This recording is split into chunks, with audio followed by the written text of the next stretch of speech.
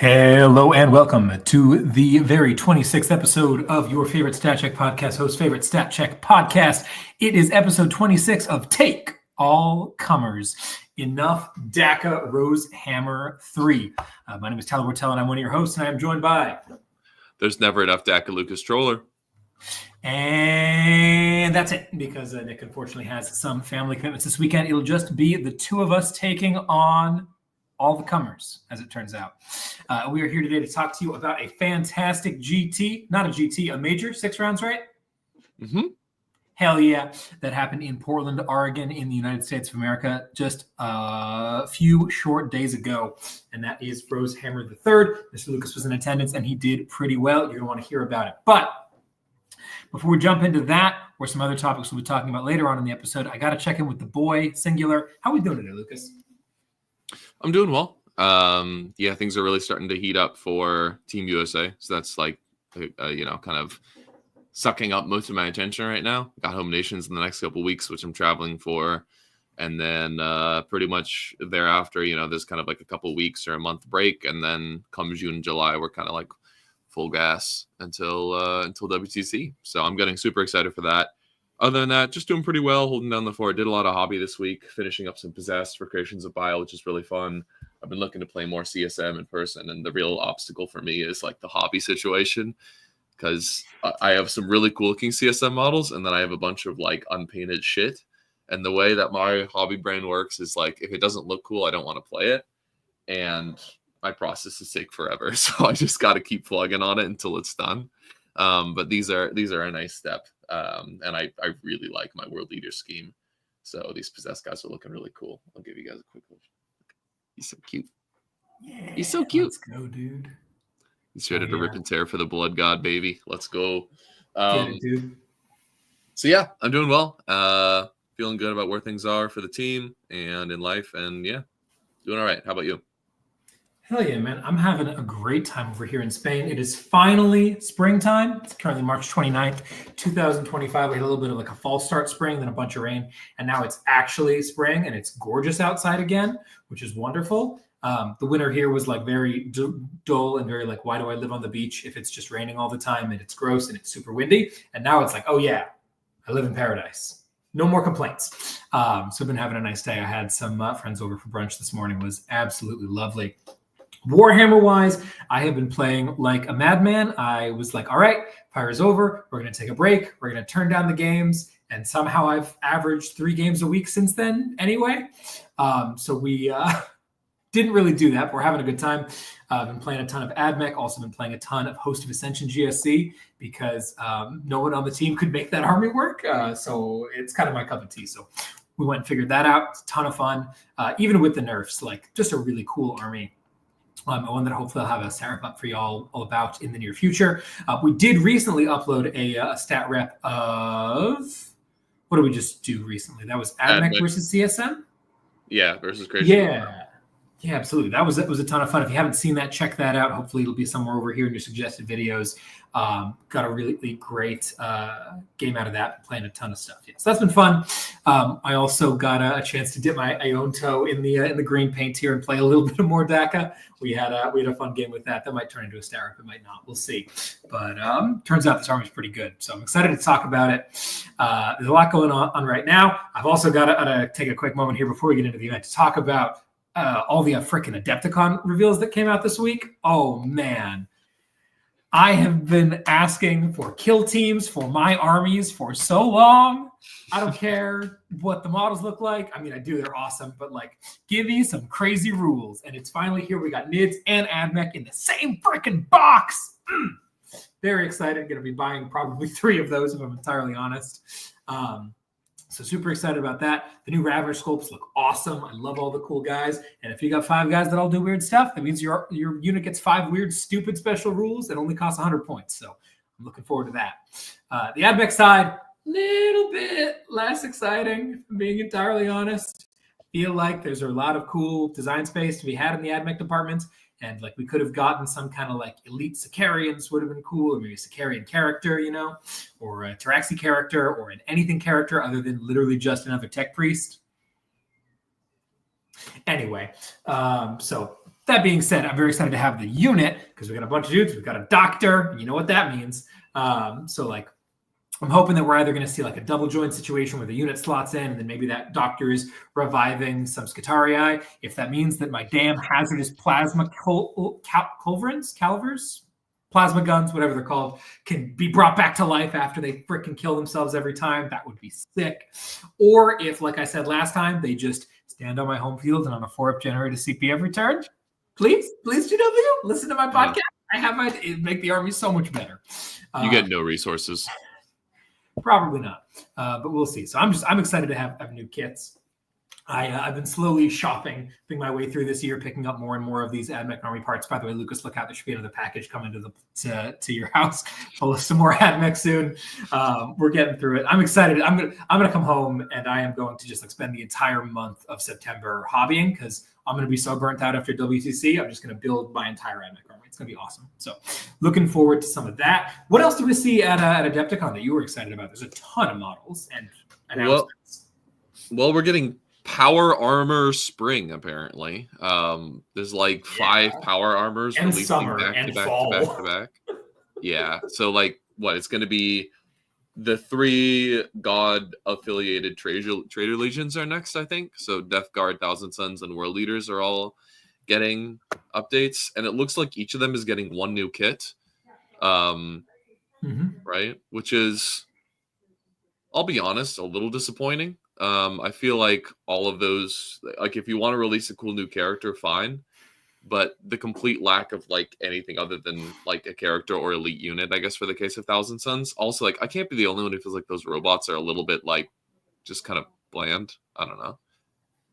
But I don't know. I've never been into the T-Sons aesthetic, so maybe that's just me. We'll see what they look like in person. I feel like they're one of those kits that might be a lot cooler in other paint schemes too. Like the bone thing just doesn't really do it for me. It doesn't fit into the ethos as much. So maybe with a bunch of cool magic effects or 3D printed extra parts, they could be something interesting. But yeah, for the moment, they're kind of a redheaded stepchild. I think we were talking earlier, like the World Leaders character, at least, he's very cool looking. He is just a, where's the meme that Anthony was sharing? The 9-bound or whatever they were calling him. Oh, yeah. I didn't see that one, but no. Yeah. Yeah, it's I like him, and I honestly like the Death Guard guy too. But like in the case of Death Guard, like that roster already has so many characters. Like we could have like Grave Wardens or some kind of heavy weapon Plague Marine variants. What about Corn Berserker variants for World Eaters? Like guys with heavy bolters or flamers or something would be sick. Can we get Traitor Legion Chosen, please, for some of these other factions? Give me a bunch of dudes running around on 40s. Like that'd be sick. I get that characters are like part of the appeal to what gets people into factions, cool characters, but once you're into the faction, it's like the mainstay units that keep you excited. And World Leaders have like 2, and Death Guard have like 2. Like, come on, guys, we can have more dude type units. In fact, we need them because those armies just feel so honk shoe right now in terms of like the variety of what's available. Yeah, I think it's got to be a matter of just like cost and sprues or whatever else. But like, man, we could do better. I can make it happen. Yeah. Well, I'll buy it like candy, dude. Give me that shit. Yeah. For sure. But yes, that's Red Butcher Terminators. I'm buying 30 immediately. Yeah. And what else we saw? We saw some pretty interesting changes to the competitive scene that'll be coming up with our new mission pack in June. Did they give it a name? I just realized I don't remember a name for it. What did they say? They just said chapter approved mission deck. So maybe they're just calling.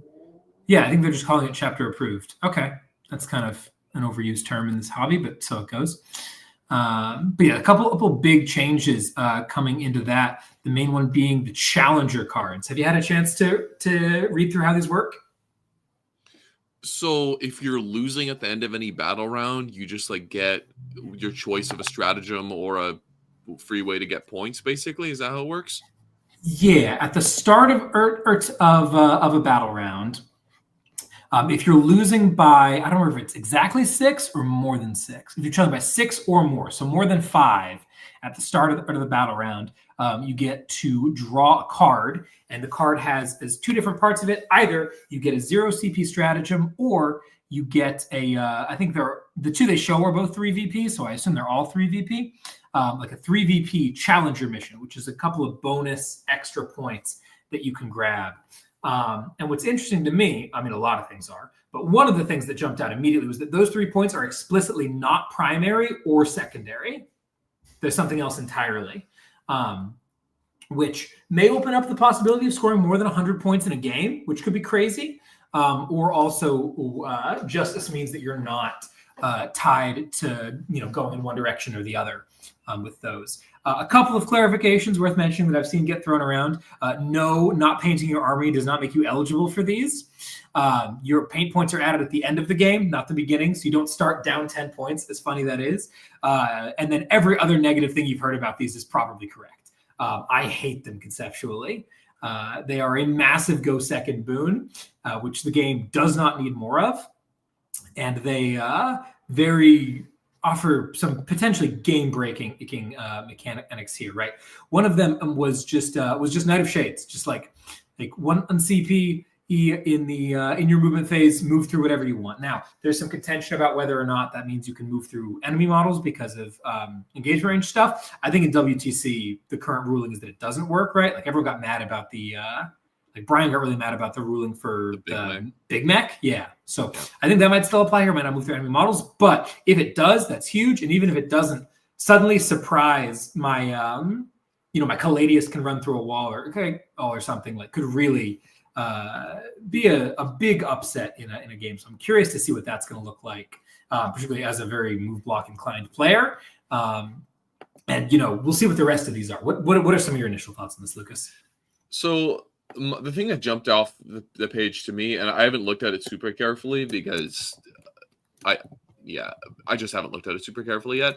But in terms of like the points scored ones, like the easy freebie, like score 3 victory points type things, they looked, from like the 1 or 2 I looked at, they looked incredibly easy. Like one of them was like be outside your deployment zone within 8 of a board edge or something like that.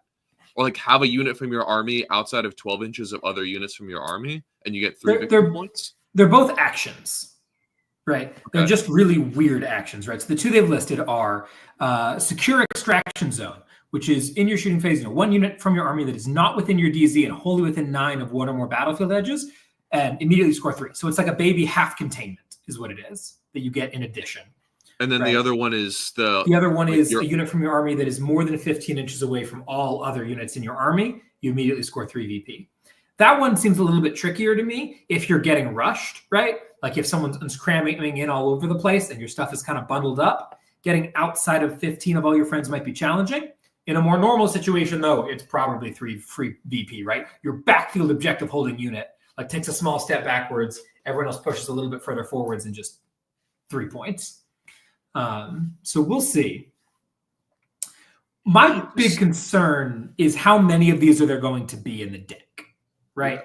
Because if there are like 6 of these or like maybe 8 of them, you will know all of them and you will be ready for all of them just like any other secondary. And it's just another part of the game that you have to memorize and be planned for all of what you could do or what your opponent could do if you're the one that's in the lead.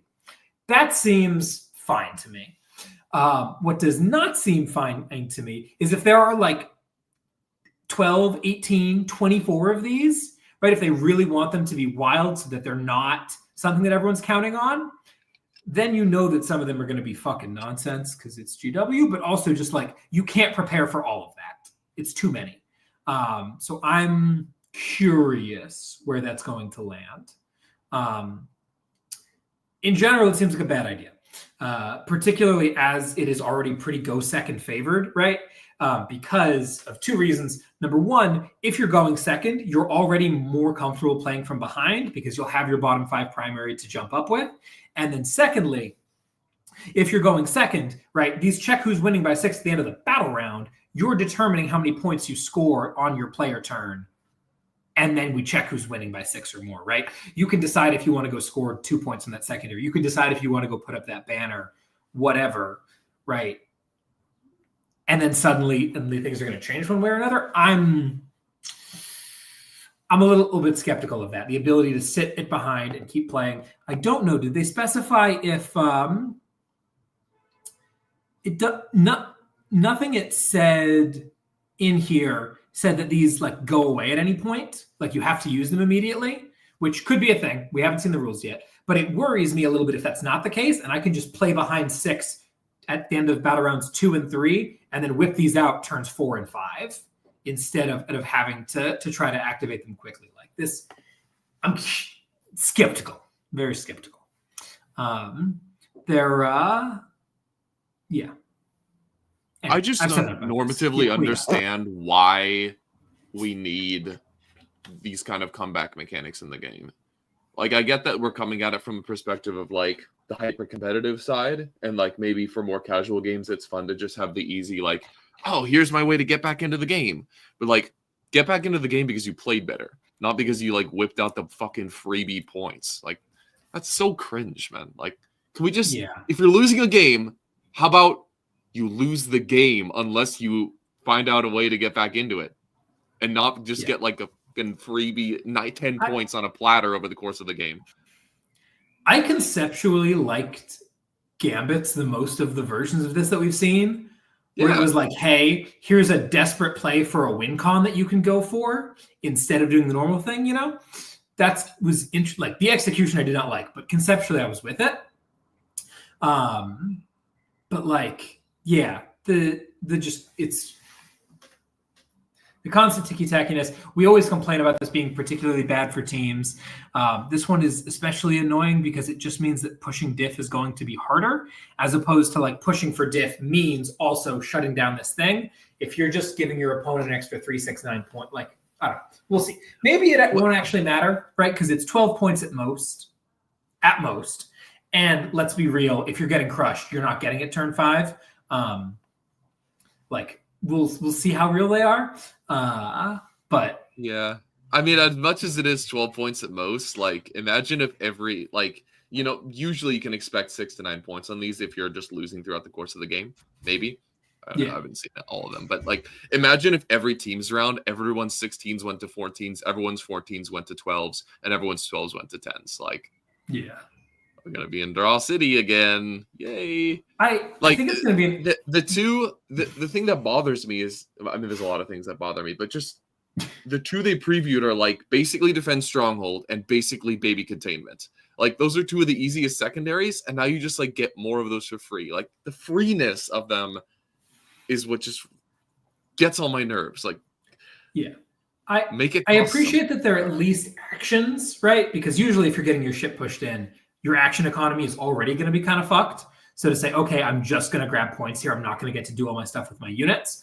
And like the idea of spread out more than 15 is I am just losing. I am trading a unit for these points here, as opposed to just holding back. I don't know. We'll see.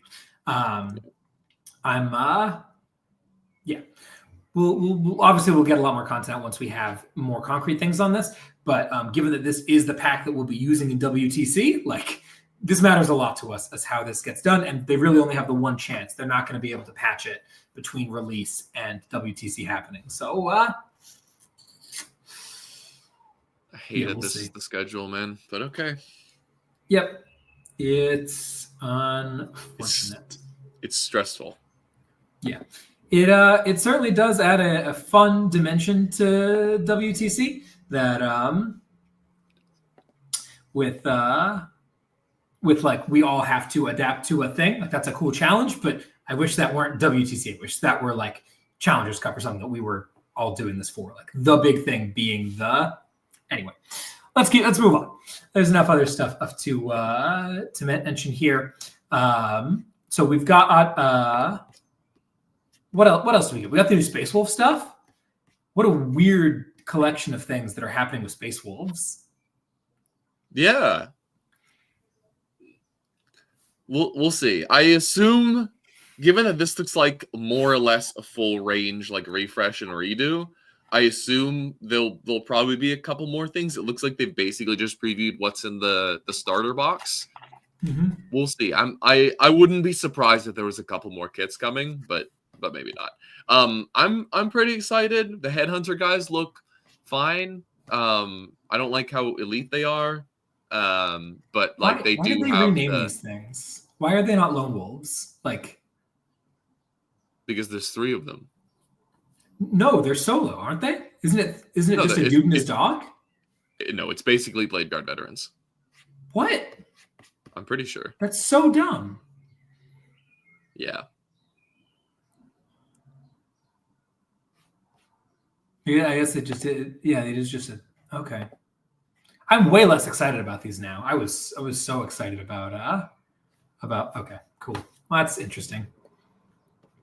Yeah. I can tell what they're trying to do is like differentiate them, because the Space Wolves whole thing is like we're way different than the other Space Marine chapters, right? Like we've got different organization, our units aren't exactly the same, but how they've done that is like they've tried to do it via rules where like the Blood Claws move 7 and the Grey Hunters are OC3 and the Headhunter guys also have a dog. It's like, okay, well, like those are fine, but I don't know. I love a good mixed unit. really like. I think that's fun, right? Different size bases, different profiles, pulling casualties in different ways, like lots of interesting stuff there. I hope that they stay at being 3 dudes and 3 dogs. If this jumps up to a 12-man unit with 6 dudes and 6 dogs, that might be a little weird. But yeah, I can get down. They look sick. They do look cool. Axe and shield, like, always a good combo. From what I can tell, like the base sculpts of like the Blood Claws are different than the Assault Intercessors. Like from what I could see, the running legs and the torso poses and stuff, they look different than the Assault Intercessors, which is good news in my book. Yeah, they actually look like a different kit, and it's not just like here's the Assault Intercessors with the Space Wolf upgrade sprue. I assume that's what it was. That's crazy. I don't know that 100%, but there was definitely like one set of running legs where I'm like, I've never seen that before. Oh, I see what you mean. Yeah, this guy with his right foot down and this chainsword. Yeah, that looks. Yeah, it does look very different, and it doesn't have any Space Wolfy iconography on it, so I don't think. Yeah, I don't know. We'll see. They also have different chess pieces. Yeah. Yeah, they've got like that'd be so much stuff. Yeah, there's just such a variety. I have to imagine that's a fresh. That's awesome. Yeah, it's very cool. Yeah.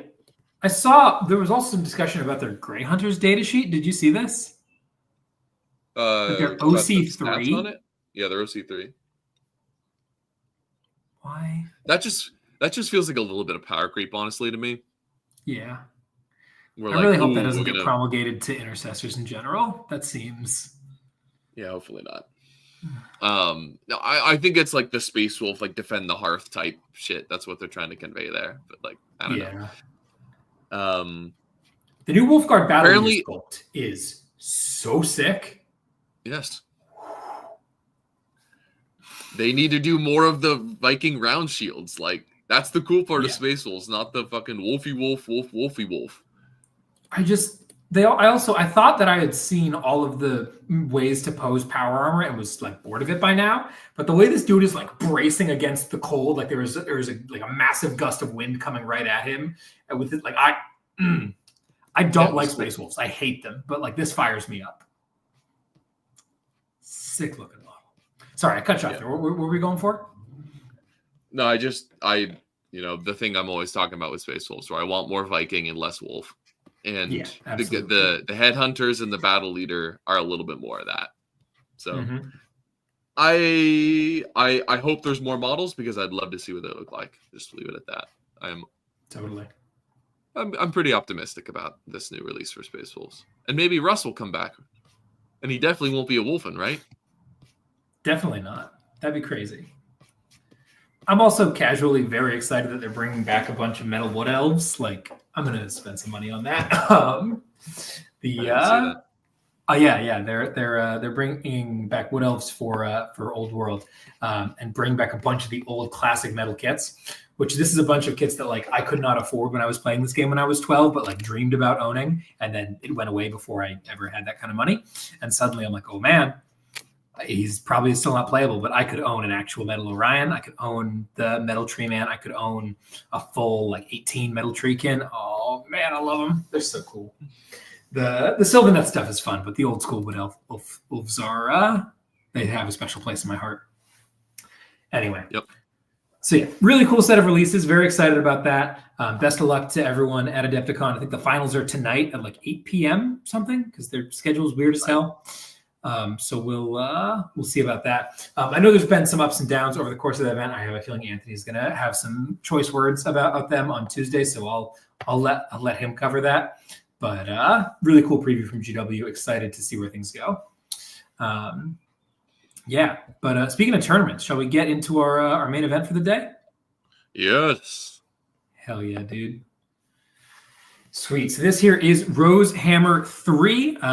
We've had a good couple of Rosehammers here. These are events that take place at the Lloyd Center Mall in Portland, Oregon, right? This is the third one of them. The first one was run by our boy Colton, and you won that one, didn't you? Yep. Yeah, a couple years back, and that was real good fun.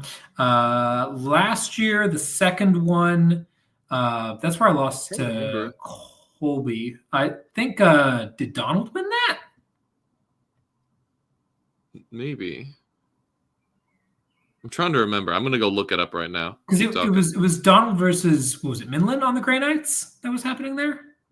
I don't fucking remember. I don't remember. Anyway, it was a real cool event. And then this year, the mantle's been taken up by our boy John Ananya, who's been running just all of the events through Portland right now. He's doing a great job. I am super bummed that I'm not in town to check these out. This event was 70 people, 6-round GT, using, of course, our Pariah Nexus missions. This is everything current, right? This is with the slate. This is with more Dakka orcs, with everything.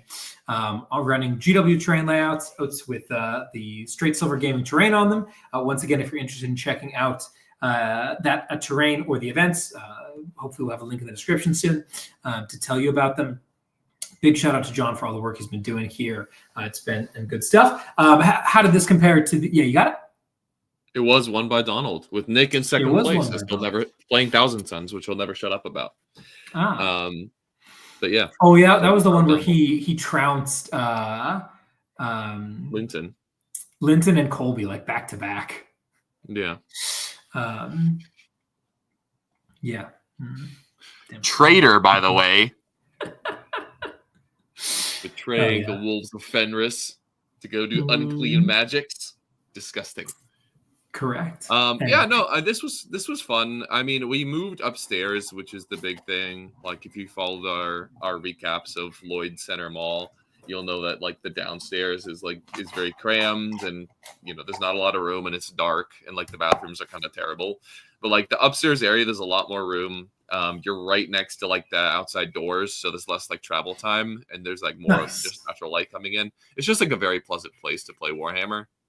Maybe not so much as playing Guardian or something like that, but overall I have very few complaints about the Lloyd Center Mall at this point.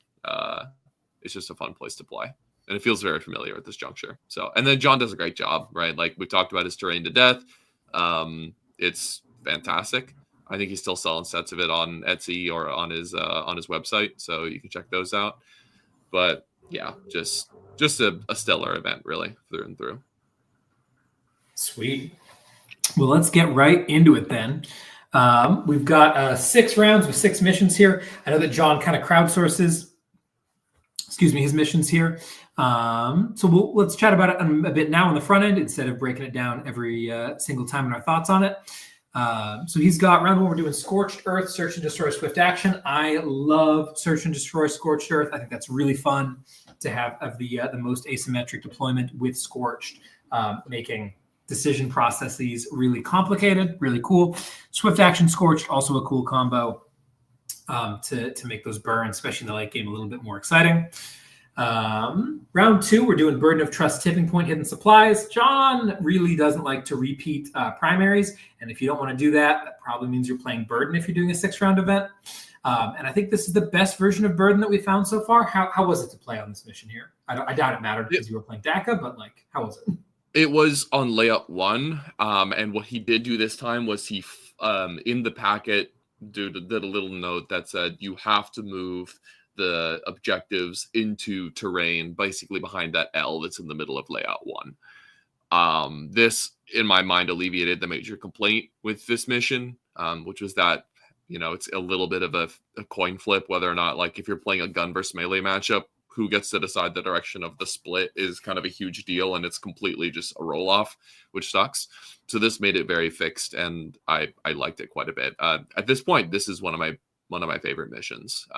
It's much easier to score primary on Burden of Trust when there's 4 midfield objectives as opposed to 3, because you kind of have 2 expansions. I don't have any complaints about this one at this point. I think it's a blast. That's awesome. And really big props to John for taking feedback on that. I remember that was something that you and Nick really advocated for after the last one of his events you were talking about here. So that's awesome.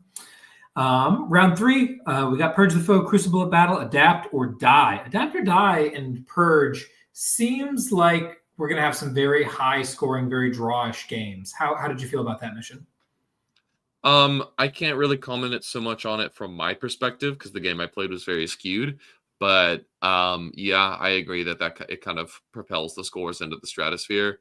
I think this is now the objective or the mission that captivates most of my ire among John's missions. I just don't see a reason for Purge the Foe anymore. When, like, I feel like the only thing preventing us from playing a more interesting balanced mission is like John's refusal to duplicate a primary, which is annoying. I'd love to play Linchpin or Take and Hold twice, especially at this point. Like, we already have 2 of the more strange primaries in here with Burden and Ritual. Like, we don't need another cringe-ass primary. Like, let's just play something basic. So I would not be opposed if this was like Linchpin, Crucible, Adapt or Die or something like that. Especially when Linchpin can be one of the less high-scoring missions. So Adapt or Die kind of can supplement your points a little bit and keep the game less slow scoring. Yeah, I don't mind Adapt or Die. It's purely Purge the Foe that captures my frustration. Totally. Cool. Moving on to round 4, we do see that Ritual mission coming into day 2 with Ritual Hammer Stalwarts. I think that Ritual Hammer is kind of interesting because it makes some of the it makes some of the objective clustering a little bit less problematic on Hammer than it is on, say, Crucible, or God forbid on I've played Ritual too many times on Sweeping. That's always a disaster because you can get so far away with your pile here. So this at least forces things out and around. It also makes Hammer a little bit less terrible because, there are objectives in hideable places. So it's, not my favorite primary, not my favorite deployment zone, but the 2 make each other better, which is a nice pairing at least. What do you think? Yeah. No, I think I was initially complaining about this at the table because it felt so congested, but I think that's a good thing for the Ritual because, on something like Crucible of Battle, it's very easy for the game to just be a huge stalemate where both players score 45 primary, and then one person denies one objective once, and all of a sudden that person wins by 5 points, like 50 to 45 on primary, right? This is a lot more because the midfield's so congested, it like kind of increases the tension of the whole situation. And makes flipping those objectives a little bit more easy for both the person going first and second. So I like this one quite a bit. Stalwarts feels a little... Stalwarts is a nice like barrier that helps you like score more points and create more objectives given that the situation is a little bit more stressful. Your battle line can do it a little bit more easily. So that part's cool as well. I agree. And it's not a crazy easy Stalwarts.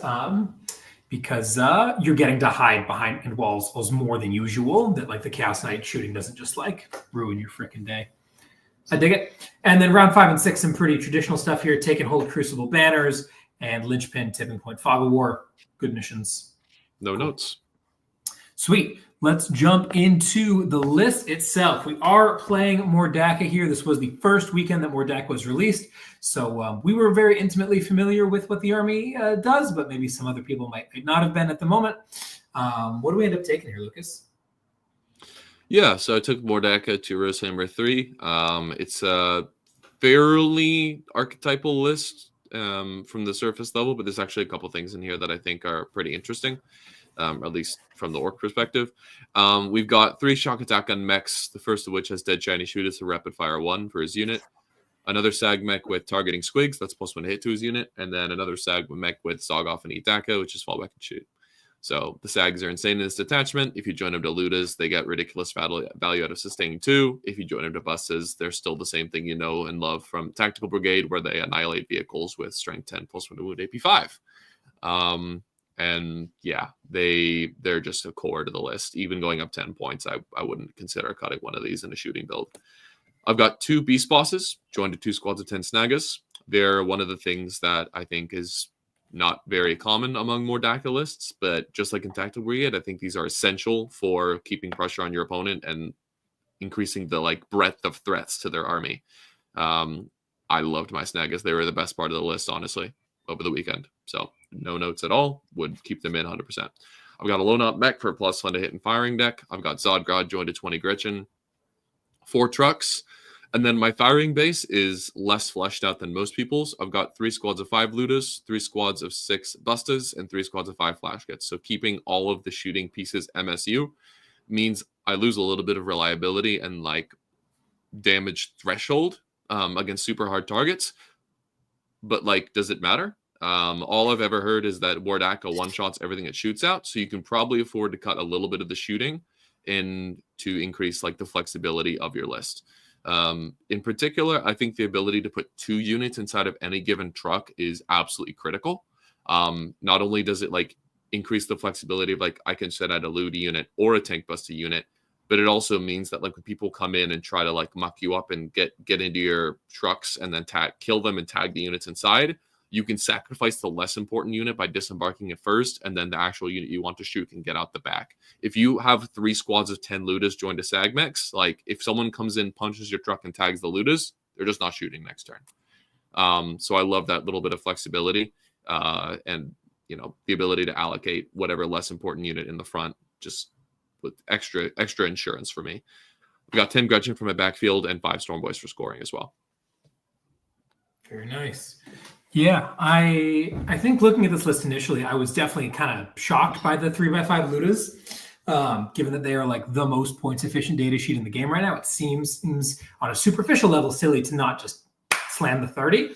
But I definitely see what you're getting at here with this this doubled up truck situation. I think that's a really nice thing to catch on to. I think it also might be a play pattern that sticks around a lot better if they try to give this army a light touch.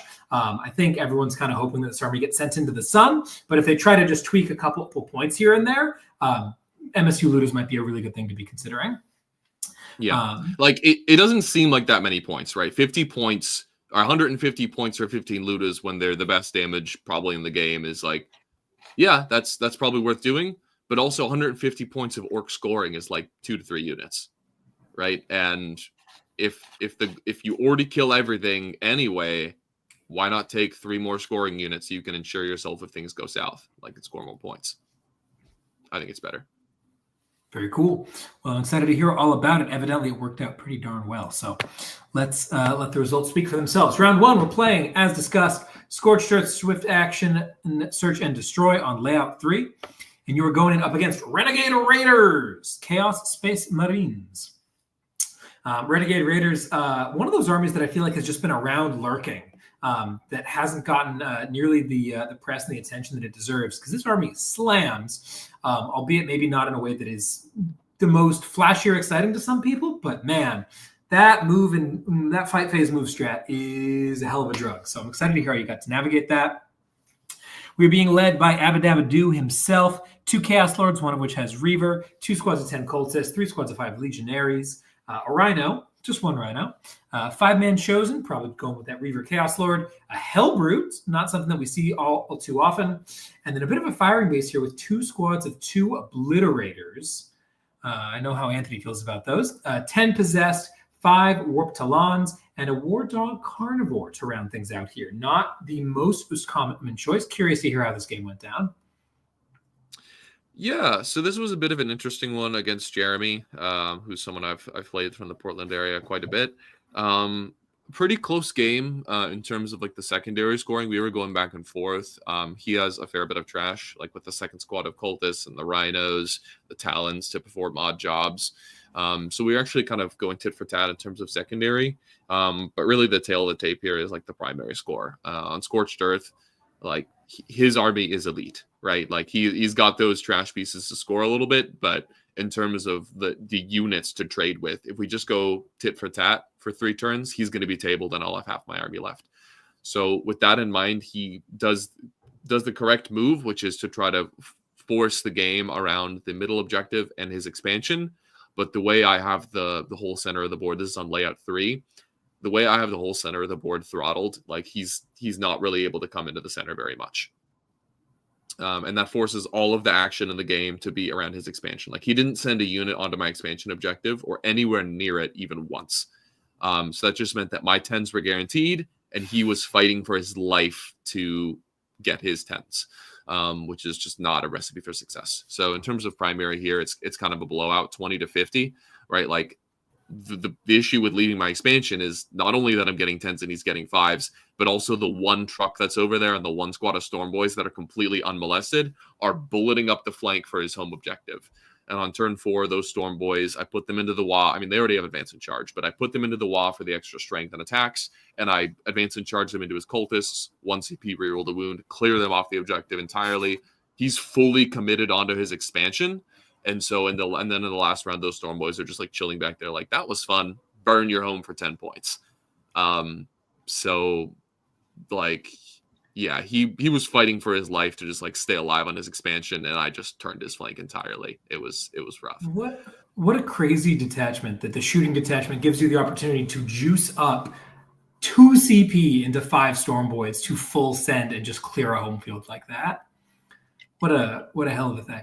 Storm People definitely not one of the detach sheets that I think is getting a lot of attention and love in this detachment, but they're great in every detachment. That unit is just excellent. Yep. And, those 2 CP, by the way, those 2 CP, by the way, are so good on Beast Snaggle Boys. The ability, my standard setup is like putting 1 squad in a truck and then 1 squad in strat reserve, and we'll see that almost every game I play at this event. And having the ability to ingress that Snagga squad on not the WA turn, and then 1 CP put them into the WA so that they can go deep again, even if your army isn't in the WA, is really good. Like the Snaggas love that 5-up in bone. They love the +1 strength, they love the +1 attack, and they love the advance and charge. Like every part of it is insane on them. So that, I mean, we've all heard how good the strat is in the Zodgrod unit. I won't pretend it's not, but like I legitimately think that on the Beast Snagga Boys, it's almost as much value as on Zodgrod. Like it just makes the unit work. Hell yeah, dude. Sweet. Yep. Well, good. Well played to Jeremy. And we'll move on to round 2 here, which is that Burden of Trust mission we were talking about with hidden supplies on Tipping Point, playing on GW Layout 1 here. And we're going into Mech Assault. Oh, man.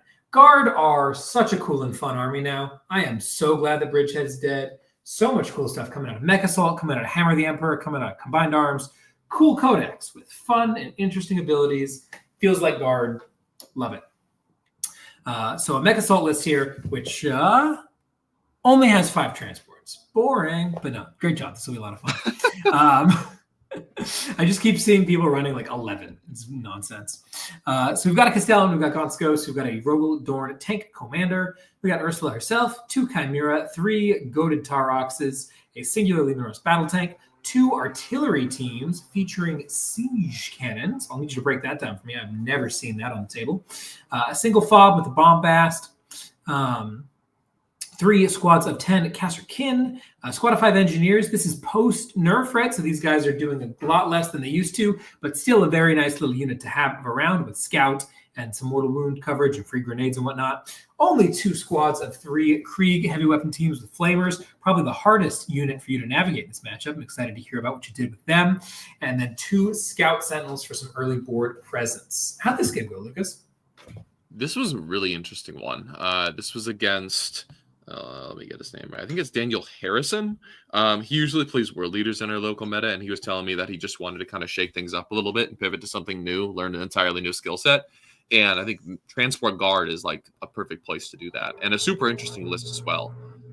In my mind, like the fact that there's 3 really cool new detachments for Guard that are all viable and good at different things is just so cool. So I really enjoy playing against Mech Assault lately. Yeah, this is a cool list. It's got a lot of strong tools into orcs, right? Like those artillery are probably the thing I'm most concerned about, because their ability to actually reach out and crack a truck anywhere across the table is pretty good.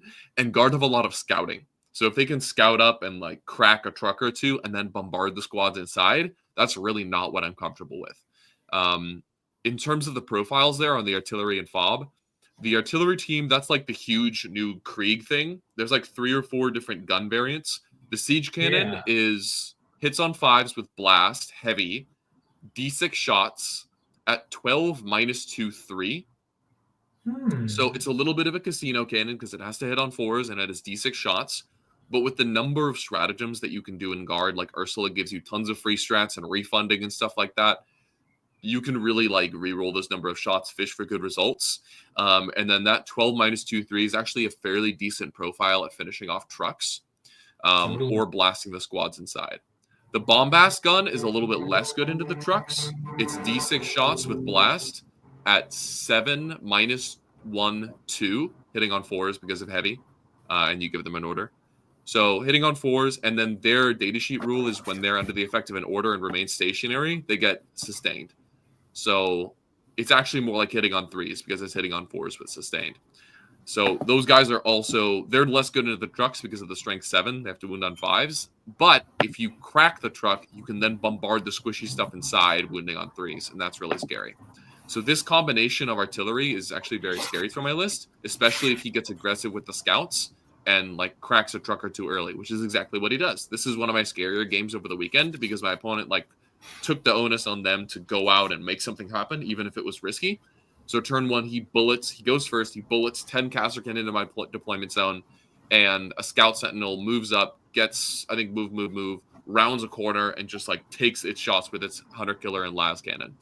And between the 2 of those, he actually manages to kill 2 trucks and get off some good move blocking, which really A, immobilizes me in my deployment zone, and B, his artillery then gets to tee off on the stuff inside. So I think his fobs kill like 7 of my Snagaboys, and this artillery team kills like a handful of tank pistos, basically. You're getting a lot of background noise, by the way, Tyler. Oh, sorry. You're good. So yeah, he's not only immobilized me, I'm down to 1 truck on the board at this point because 1 is in strat reserve. But I've also lost a substantial chunk of what I have inside those trucks, which is like, that's the job of a truck is ultimately to die to protect the stuff inside. But the combination of like fast chuck popping that you can scout on turn 1, but also the artillery to back it up and clear through the stuff inside was really scary. So we had a good game plan for orcs. Unfortunately, this game still ends up in a crushing orc victory, and I'll talk a little bit about how that happened over the course of the game. I was able to cobble together a response and like push him back a little bit, and this was really the game that showed me the power of the Zodgrod unit the most, because that unit, I got 1 CP, put it into the WA, and I just sent it deep. Charged onto his 2 expansion objectives because we're playing hidden supplies, and just hugged everything there. It was a Scout Sentinel, 2 Tower Rocks, a Lehman Russ battle tank, and there was something else over there as well. But I like tagged 5 units. And that really, really immobilized his counterattack. I think his goal was to like use all that stuff staged up to come pounce on me after I tried to respond to his turn 1 brush. And the Zodgrod unit just said no to all of that. And that was insanely powerful. It got Gaunt's Ghosts as well. And the Zodgrod unit's actually pretty good in melee. Like I had 2 CPs, so I could put it into the WA and reroll the wounds onto objectives. So they just went in, Zodgrod cleaned the clock of a Sentinel, and then like the 2 Runt Herds and 10 Gretchen like annihilated Gaunt's Ghosts and killed them, which was so silly. But yeah, like just completely forced him back, bought myself some breathing room. When he tried to stagger forward and cobble together a response, that's when I brought the hammer down. My remnants staggered up from my deployment zone and just blasted a whole bunch of stuff. And more importantly, my rapid fire tank busters came in from strat reserve in a truck and just got to work slaughtering stuff. This really showed me like the power of Dakka, like the ability to dig out of a sketchy situation just because like the rules are so bullshit, right? Like it didn't matter that he had kind of outplayed me and outmaneuvered me on turn 1 because on turn 2 I killed 1,100 points of his army. And that was a bit silly. It felt dumb that he had kind of outplayed me and I got massively bailed out because of my rules. But it was fun to shoot some stuff with tank busters. This is a great game for them, right? Like the ability to stack a bunch of AP on an already high AP unit really means that those like kind of iffy plays where you're like shooting a 2-up T12 thing in cover with tank busters and like, okay, I'm actually AP 4 now instead of 3 and I remove your cover. You're just not getting much of a save at all. Is really strong. So yeah, from there, unfortunately, like his primary score really deteriorated and the material on the board just like plummeted off the face of the earth for him. And he just basically ran out of stuff. He had like a sentinel and 2 artillery pieces at the end of turn 4. So it was just a challenging game.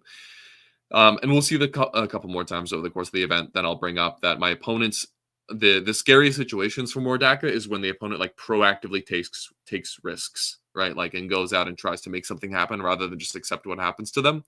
In this case, it did not pan out on the scoreboard that the game was very close, but I want to give props to Daniel that he played to his outs and tried to make something happen and unfortunately got punished by my bullshit rules. One quick comment. I think on turn 1, he had the Casterkin drive up, go in, and understandably, he like shot the meltas and the plasmas at a truck to try to crack it, which enabled the artillery to shoot at the stuff inside. I really think he should have used those Casterkin to shoot at Zodgrod's unit, which was like kind of cowering behind my big L in my deployment zone. If you remember layout 1, there's that huge like the 2 6x12s kitty corner to each other. He like got inside that L with those Casterkin just because the scouting is so fast. If he dropped those Casterkin off and then the guard the Mech Assault has that 1 CP when you disembark, reroll hits and wounds, Mech Assault's rule is +1 to wound when they get out of the transport. So that really counteracts the Zodgrod -1 to wound, and he could have just like annihilated most of that squad, which really would have pushed back my like keep him in his deployment zone for on turn 1 there. That enabled me to buy some breathing space. That probably results in 1 more truck and truck package surviving, but I think it's worth it because Zodgrod's really the key to this matchup. Yeah, so that's just one little tip for Daniel in case he's listening. I was really scared of him shooting at Zodgrod's unit there, but yeah, it was a super interesting game. Good stuff. Very nice. All right, sweet. Excited to see where Garter headed next. Very cool detachment here. Cool. Moving on to round 3, playing Purge the Foe. Maybe that MSU will come back to bite you if you somehow can't slaughter your opponent. On Crucible of Battle with Adapter Die, sticking around on layout 1. And we were playing into Shield Host Custodes. Okay. Right? Definitely not what you want to be seeing on Purge the Foe, but definitely, an army that you can shoot at with tank busters, which is most of them, unfortunately. So we've got 2 Blade Champs. We've got Alaris Captain with Panoptispex. I don't know what stuff it does. We got Valerian, 6 Alaris, 3 squads of only 4 Wardens, 4 Prosecutors, a Rhino, and 2 squads of Bikes, a 3-man and a 2-man. No Captain with them, huh? I've been on the record talking about how much I don't like the Custodes Bikes. A lot of times, not having a captain, I like them even less. But tell me about this game. How'd this go? I'll probably spend the least amount of time talking about this one just because it's a little bit of a just apply tank buster to the affected area. Basically, yeah. Like this was against James, who's a good friend of the show and another awesome Portland local guy. James Lee? No, James Idle. James Idle. Oh, absolutely, yeah. Yeah, the one cool thing about this game was, I mean, there was some funny moments for sure, but look at those secondary scores, yikers. But his Terminator unit was very cool because they get reroll the wound basically into most of my army. So like they came down, they shot 3 units to death, attempted a charge, failed, and then like kept uppy downing, walking around, blasting stuff. But really, like, I was expecting this unit to be invulnerable, so I didn't shoot at it. And then turn 4, I'm like, well, I've tabled the rest of your army. Let's see what happens when I nickel and dime your Terminators, maybe kill a couple models. And like 6 Ludas, 2 shock attack guns killed the entire squad. I was like, oh. Well, thanks for being on an objective, I guess. God, what an absolutely stupid game. Yeah, it was just like I had his home objective on turn 2 because he has like 6 squads of custodies, so his sister complement for screening is like 0. So I ingressed Snagas and like advanced and charged onto his home objective on turn 2, which if it wasn't Purge the Foe would have been devastating. But as it was, like enabled me to get a bunch of hold mores. So that actually was some value. And yeah, this one was just not really close, unfortunately. His whole army is tank bustable, lootable, also Zod grottable. Like everything is just bad for him, unfortunately. You're telling me this is a bunch of hold mores. Are you guys pushing on kills, or is he not getting hold 1? He's not getting hold 1. Oh my god. There was also, I mean, I did get that 16 on turn 2, by the way. I did go second. But I did get a kill more one time, which was funny. Nice. Yeah. Brief interruption here for our super chat. I don't even know how much value that actually is with SKDR. Singapore dollars, motherfucker. Hell yeah, dude. What's the value of this? Curious. 373. So valuable. No, a little bit less, but still very reasonable. Thank you for your donation. He asked, congrats on crushing. Where are the hogs at, Lucas? The hogs are being painted right now, actually. I'm painting some hog weapons. They'll be going out again soon. I'm having fun with some Chaos Knights right now, for sure. So that's where the hogs are at.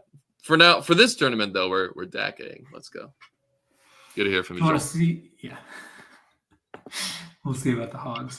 They should be around. Cool. Moving on to round 4, going into day 2. I do have to do my midday check-in here. How are we feeling at the end of day 1? Is there anyone in sight that you feel like is going to pose any sort of resistance? Yeah, I think so.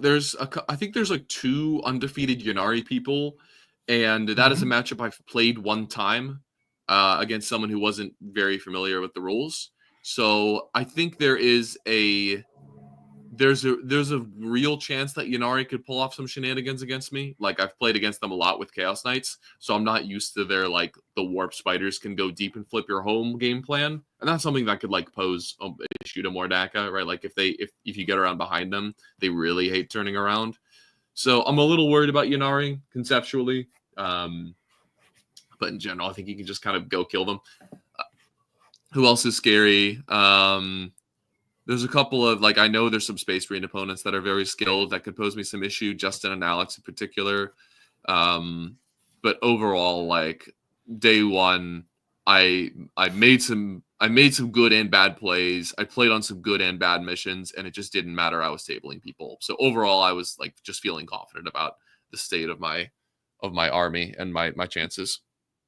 Spirits were high. Were there any other more Dakka players here? Were you worried about a mirror match at all? There were a couple, but they all had lost on day 1. Skill issue. All right, so round 4, we got the Ritual Hammer and Anvil Stalwarts on layout 8. I think you're correct in that statement, sir. I don't mean to be mean to these people. I'm sure they're wonderful players who are good at Warhammer and just had horrible dice situations happen to them. But this army is something else. Anyway, so dumb. We're playing on layout 8 here, which is definitely one of the more defensive layouts. Maybe not ideal for your general Mordaka, but these extra snagas that you're bringing around are certainly going to love the relative protection that layout 8 provides. So let's hear how they do against Ultramarines. Oh, so you get into a shootout on the no shooting table, and you're the one who brought the punching. Though I guess Calgar Gelman gets some work done. So this is Justinian, right? Our boy? Yes. Hell yeah, Justin! Our boy has been he's been around in our scene for a hot minute here, but has maybe not necessarily really gotten as many high placings as some of the other guys who have been around for that kind of time. And he kicked ass this weekend, so really glad to see him doing that. And with a couple of things that I have not seen get nearly as much play as I think they should be. So excited to hear about this one. He's got a Phobos Libby. He's got a lieutenant with fire discipline, just a good old fashioned lieutenant. Hell yeah. Also got a lone up combi lieutenant, Calgar Gilliman, 10 intercessors, not to be confused with other numbers.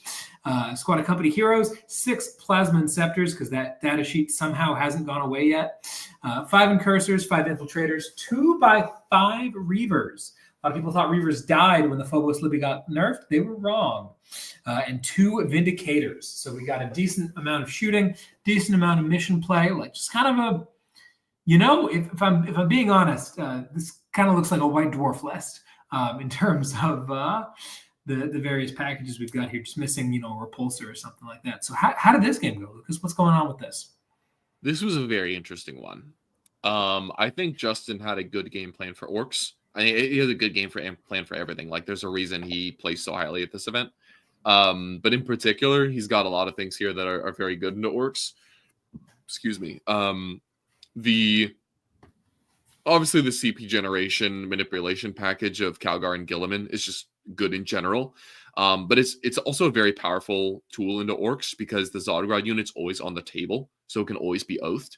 And as we'll see over the course of this game, that can be a really big deterrent to using that unit effectively. He's also got a lot of tools that are good into both my squads and my trucks, which is something that orcs really hate. There's a reason I was talking about those siege cannons in the guard matchup so much, is because they're a credible threat to the tanks, to the trucks, but they're also very good into the squads inside. In particular, in this case, the Plasma Inceptors are the unit that I really want to highlight, because even though they now only ingress at 9 inches, right? Like my list, other Dakka lists in particular with less MSU, but my list as well really struggles with like providing a cheap disposable screen, because everything is just, the damage threshold of everything is so high, but everything is so squishy. So you also don't want to lose just like units for free. Even 5 flash kits is not a screen is not a screen I enjoy sacrificing, is kind of what I'm getting at. So those Inceptors can get off a good rapid ingress, and then they can come in, and then they can blast a truck or the guys inside, and then they can charge into tie more stuff up. And with things like going into Assault Doctrine, their guns are natively Assault, so that unit can advance, use Honor the Chapter to get Lance and +1 EP, and like actually beat to death 5 Ludas and tag the Bustas afterward. So like this unit is very scary for me. And it did burn me quite heavily over the course of this game. So for this one, this is probably the game I'll talk about most, just because it was the most interesting and Justin kept the game the closest. Who went first? He went first. Took a very kind of safe. No, I forget who went first. But anyway, the game started off fairly slowly with us just kind of like waiting behind our, layout 8 walls and spawning objectives. If the game really gets going when I expose, I went first. The game really gets going when I expose Zodgrod's unit a little bit to hold my the middle objective and the objective I just spawned. And he runs out, and I move Ludas up as well to do an action in the midboard or something like that. He runs out, attempts to charge the Gretchen, fails the 8 or 9 inch charge with the reroll, and then shoots the Ludas to death. And I'm like, okay, now's my chance. I'm going to do the classic Dakka thing of like stage up all the trucks, give him a big hug with Zodgrod, and it'll be great. But the thing is, he shot the Ludas to death with Oath, which transferred Oath over to Zodgrod's unit. And those 10 intercessors with Fire Discipline and +1 to wound Overwatch, so the Lieutenant gives them lethal hits, and then Fire Discipline gives them sustained. So it is like 52 dice, 4 rolls to hit, wounding on 2s because of Oath, sustained and lethal. So like, it doesn't quite get through the Zodgron unit in its entirety on average, but like it kills the vast majority of it pretty consistently just because there's so many dice. So I move all my guys around, I do all my staging, I spawn my objective, like, okay, now time to jail you with Zodgrod's unit, advance, give you the big hug, he overwatches, kills the entire thing, and I'm like, my entire plan just fell apart. And then he immediately ingresses his Plasma Inceptors onto the middle objective to get a 10 instead of a 5. And then those guys are going deep. And I'm like, oh, fuck, I've lost this game, dude. Because I've staged everything up super aggressively. And now he gets to punish me because my whole like bubble wrap screen disappeared. So he does exactly that. He moves a Vindicator out to shoot a truck. The Plasma Inceptors go in with Assault Doctrine to go punch some stuff in the face. But like layout 8 is ultimately fairly defensive, right? Like I'm still 1-inching my expansion wall, that 6x12 that's right up against the board edge. So he can't really aggress into that very well. So I'm still getting like 5s and 10s and stuff like that. but he is getting in there and causing some damage. So I'm like, okay, crap. Now I need to go out there and take some risks to try to get back into this game, because he's flipping the objectives that I just spawned. He's shutting down my actions. I couldn't do recover assets this turn because I saw those Inceptors come down. I'm like, they're going to headhunt my mech. There's no way I can complete this action. I need to get rid of it. So like, he's shutting down my points, and also he's like pushing back on the board state with far less material than me. I'm like, okay, well, my avenue back into this game now is turning that material advantage into a crushing. Yeah, Your avenue back into the game is to fucking table him. Yes, yeah, kill everything. Like, I have more units than him, so if he can go out and remove half of them in one go, like he won't have the ability to spawn objectives anymore. He can't do containment. He can't do sabotage, and then maybe I can cobble together a win from there. Because at this point, he was winning by like 15 to 20 points. So that's what happened. I ended up going for it with the Snagga boys. They were absolutely essential to this game. Like, he had shut down my shooting pretty hard and kind of immobilized it on the left side of the board. But my Snaggas were able to just like charge into the middle. Unfortunately, one of the squads failed to charge on the Vindicator, which would have swung them into Gilliman and killed him for the first time. But the other squad made it and table flipped that Vindicator, which was great. And then a key whiff on Justin's crackback turn meant that his first Oath target survived, which meant that the Oath didn't transfer onto those Snaggas that killed the Vindicator. So when Gilliman went in to fight them, he wasn't rerolling hits, he wasn't winning on 2s, and I had the 5-up invuln, which meant he only killed like half the squad. And then those Snaggas did most of Gilliman's health, held the objective to get me that turn 4-15. And then, like, I was able to free up those Snaggas with bomb squigs and stuff like that to send those Snaggas on their merry way. The squad that failed to charge on the Vindicator, and this is where that put a unit into the wall stratagem is extra value on the Snaggas, they went into the wall that next turn, and they were over on the right side of the table where, like, he kind of had run out of assets. So they pushed up into all those objectives that he just scored and just put their OC there, didn't charge anything, and said, okay, we've got a 5-up invuln. There's all 10 of us right now, so you're kind of not flipping these objectives back. And that's where we can see Justin's primary really just like fall off the face of a cliff there on turn 4 and 5, was because I had both of his expansion objectives that he had spawned with those 10 Snaggas, and he had run out of material to respond. The left side of the table continues to be kind of a nothing burger, where he keeps killing my tank buses and flash kits. I keep killing Marnia Skalgar and Reavers. And eventually, because I just have, twice as many units as him, the dust settles and I'm walking out of there with like a truck, a mech, and 5 flash kits who continue to do actions over there and score points. But yeah, really, he put me in a tough situation. And if that key interaction on turn 4 where Oath didn't transfer had gone the other way, he probably would have made this game basically a tie. But as it was, I was able to kill Gilliman, and then he didn't come back, and then just like it kind of spiraled from there. So yeah, good game to Justin. I think this was a really fun one and shows what you kind of need to do if you're playing against a bullshit army with the rules that are better than yours, is like take some risks, come in with a plan, but also like be willing to play for risky situations in adherence to that plan, right? Like his goal was to pop the trucks, get in and muck me up. And that was going very well. It was just like kind of one slip up on the right side of the table that enabled me to get back into the game in earnest. So yeah, it was a very interesting one. Hell yeah, man. Nicely done by Justin. I'm most curious about something you said early on, which is that Zodgrot has to start on the table. Why? Because then he does the jail thing.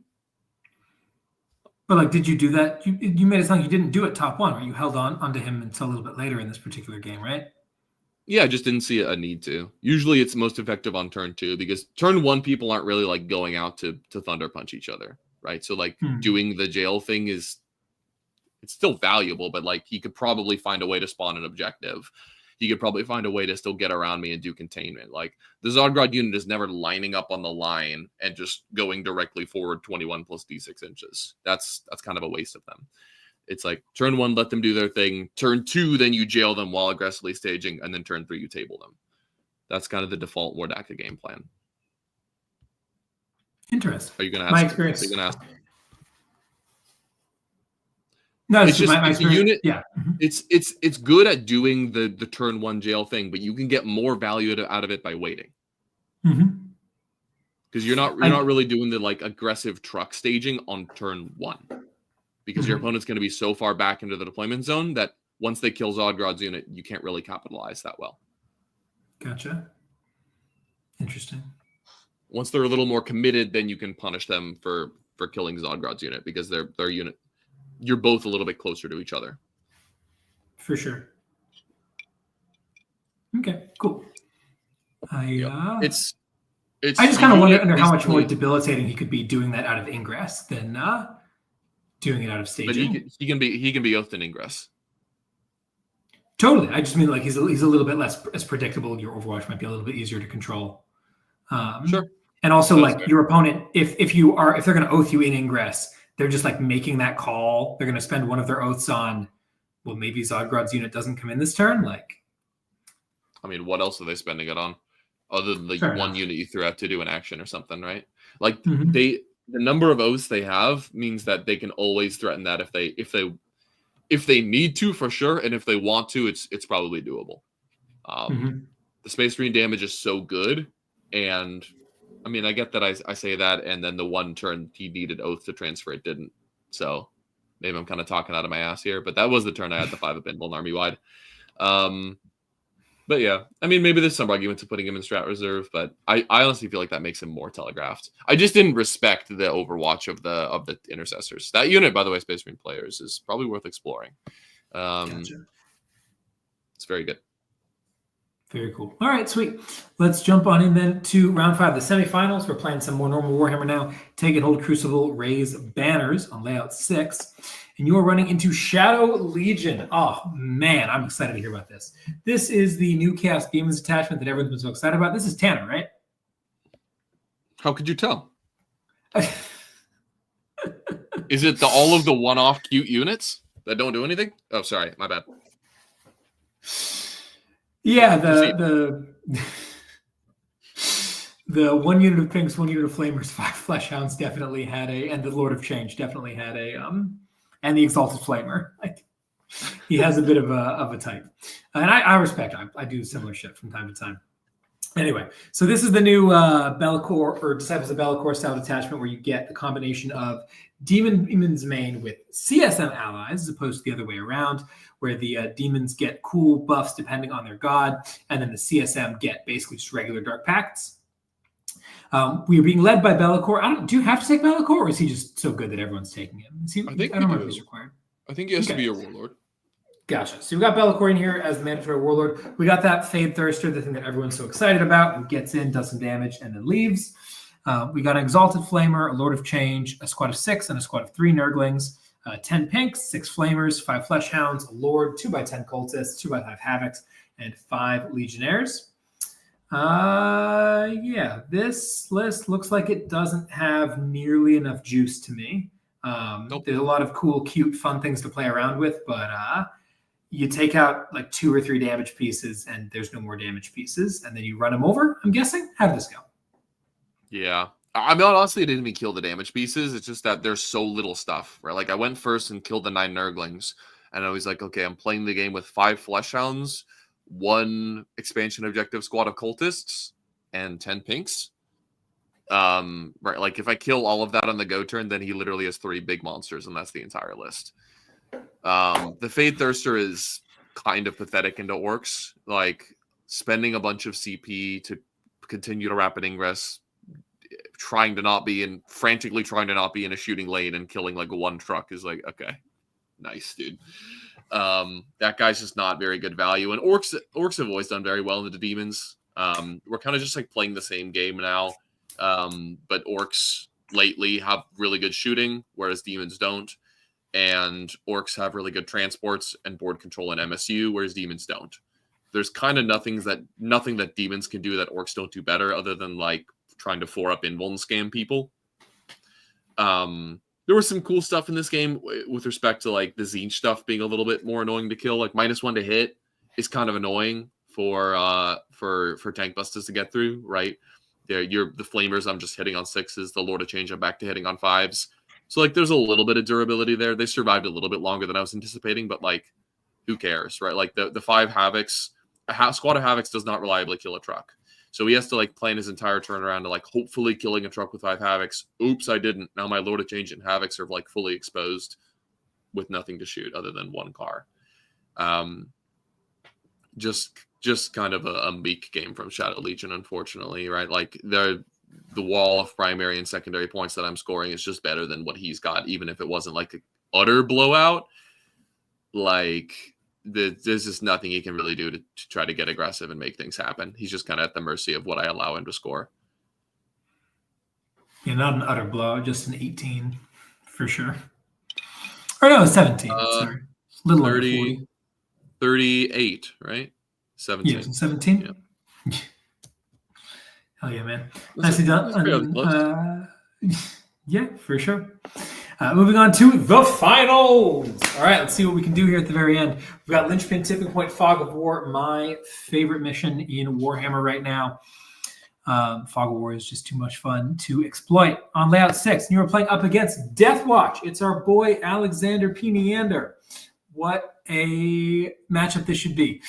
He's playing Death Watch, a highly underrated faction that is really good. It has like a 30% win rate because people are really bad at Warhammer. He's got a Gravis Captain with the Tome of Ectoclades because you got to have it. He's got a Combi Lieutenant because you got to have it. He's got a Watchmaster because having 2 different abilities to give you 5 free CP is really good. It's like Ultramarines, but different.